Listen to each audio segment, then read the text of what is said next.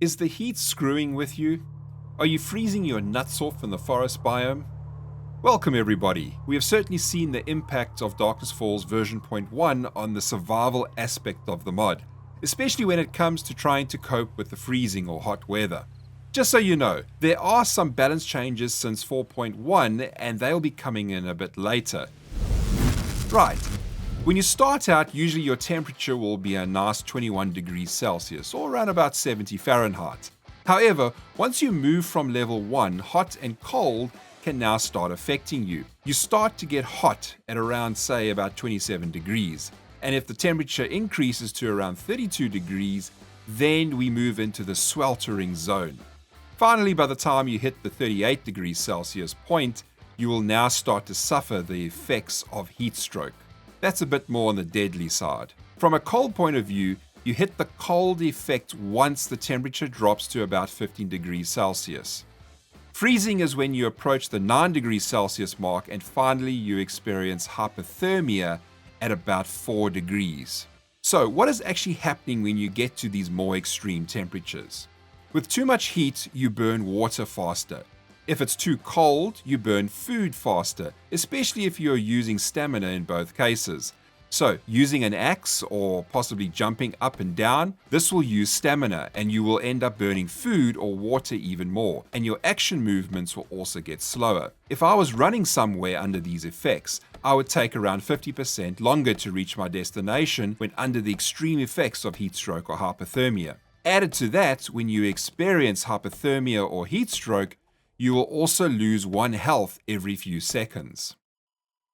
Right, let us look at a few options that we have at our disposal to help tackle these temperature problems. Time of day can make a difference, as during the day it can be warmer than in the evening. Though of course most of us are in the forest biome, and I've also found that the weather can be annoyingly unpredictable, and in my opinion can sometimes just rain too much when it's actually supposed to be warm. Being near a campfire is a great help, and can increase your temperature by a large amount when it comes to cold weather. A forge and big forge also provide the same amount of heat as a campfire. They don't stack, so you can't make multiple fires and add them all together to increase your amount of warmth. If you look over here, as I come closer to the campfire, you can see my temperature is rising. You'll also see that the heat source buff appears on the side of your screen. There's also the burning barrel, and that unfortunately does bugger all. And it's not considered a heat source, so don't use it to try keep warm. Instead, you'll probably end up attracting the wrong kind of heat when using it. A burning torch does actually work. Holding a torch can help increase your warmth. As you can see over here, when I'm holding the torch, I have it equipped and my temperature, which was actually in hypothermia level, increased a bit into the less dangerous freezing level. But yeah, don't expect many miracles with a torch. So, what happens if you are hot and you come close to a fire? Didn't we just notice that a campfire or a torch would increase your temperature? Well, it seems that the magic number is 21.11 degrees Celsius or 70 Fahrenheit. Everything revolves around this particular temperature. So if my temperature drops by even just 1 degree below that threshold, then if the game comes into contact with a heat source, it will try get my temperature back to that magic number. The same goes with heat. If your temperature is higher than the magic number of 70 Fahrenheit or 21 degrees, then the heat source won't affect you, but cold sources will. Clothing works a bit different to this, but hey, we're going to talk about that soon. Being indoors will usually help with very cold or very hot conditions, but is often quite inconsistent. So, moving from the outside here where I have heat stroke into this house, you can see that the temperature does stabilize a few degrees. Though I would not bet on this, as there are so many inconsistent areas in housing and shelter. There are 3 drinks that boost your cold resistance for a limited time. That is coffee, blackstrap coffee, and then a yucca juice smoothie, which is the highest of the 3.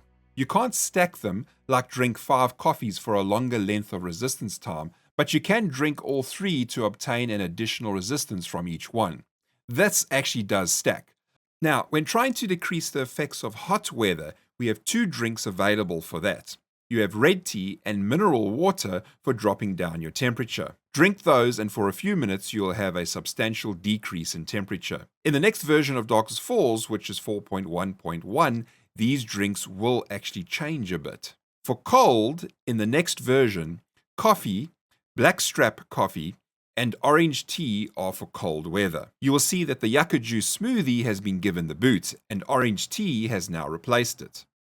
On the other side for hot weather, there is red tea, mineral water, which hasn't changed, and the yucca juice smoothie. In version 4.1.1, the yucca smoothie has been moved.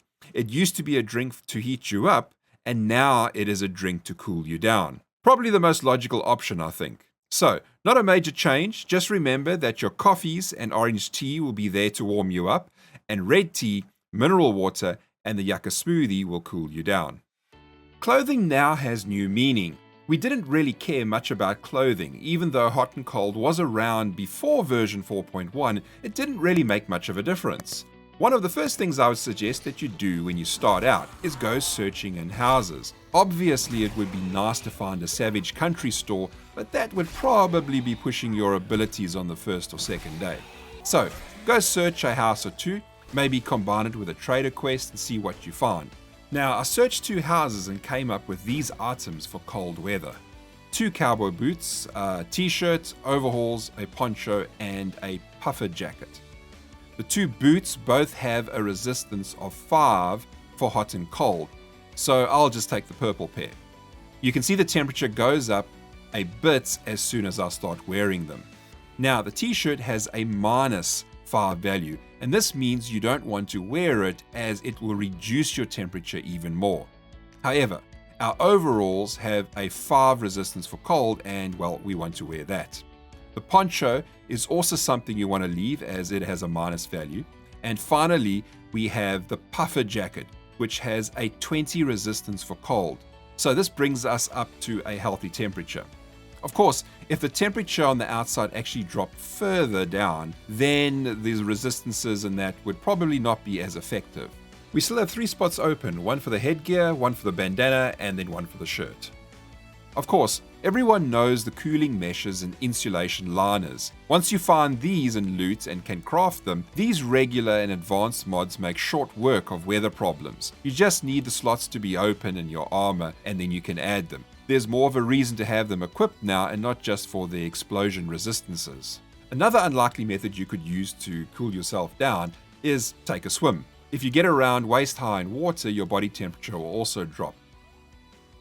Finally, we have the Survivalist class, especially for those players taking on the extreme weather situations. Besides having perks related to extra loot and rarer salvage, it excels in the resistances to hot, cold, and infections. You can get a healthy boost in resistance from just actually starting and finishing your initial class quest for Survivalist.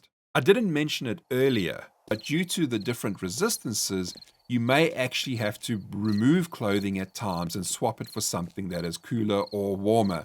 It does mean that you'll have to therefore keep different clothes in your inventory while you roam. I mean, come on, it is part of the whole survival aspect of the mod and will change as you progress and obtain higher armor levels. So as you get higher armor levels, then you'll end up finding that you'll start adding cooling meshes and insulation liners, so clothes probably won't even matter as you move up the higher levels anyhow. Darkness Falls is trying to give you more of a survivor experience, and well, happy surviving survivors. Thanks for watching, and I will see you in the next one.